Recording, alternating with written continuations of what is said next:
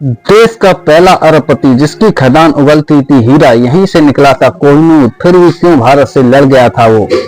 गोलकुंडा की खदानों की बदौलत हैदराबाद के निजाम मीर उस्मान अली खान दौलत की बेशुमार इजाफा हुआ। निजाम की हर साल 9 करोड़ पाउंड से ज्यादा की आमदनी थी।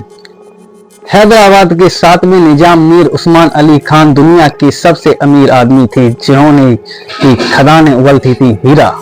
हैदराबाद के 7वें निजाम मीर उस्मान अली खान को भारत का पहला अरबपति भी कहा जाता है। निजाम न सिर्फ भारत बल्कि दुनिया के सबसे अमीर आदमी हुआ करते थे। 1940 के दशक में उनकी कुल संपत्ति 17.5 लाख करोड़ रुपए आंकी गई थी। फ्रीडम एक्ट मिडनाइट के मुताबिक निजाम के पास 20 लाख पाउंड से ज्यादा की नकदी थी। हर साल 9 करोड़ पाउंड की कमाई। निजाम मीर उस्मान अली खान की कमाई का सबसे बड़ा जरिया गोलकुंडा की खदान थी, जिसके वो मालिक थे।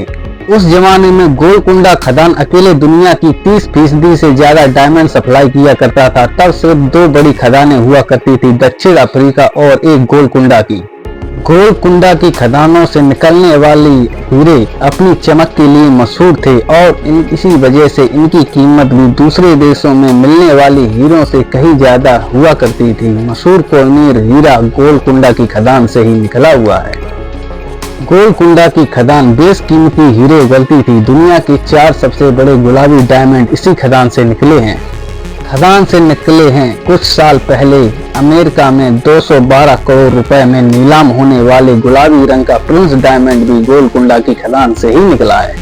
भारत के बंटवारे के बाद जब देसी रियासतों का विलय हुआ तो हैदराबाद सियासत भी भारत में विलय हो गया। इसके साथ ही गोलकुंडा की खदान भी भारत सरकार के पास आ गई। इसी कारण वह सेठ भारत सरकार से भी लड़ने को तैयार हो गया और गोलकुंडा को अपने अधिकार में लेने की मांग करने लगा।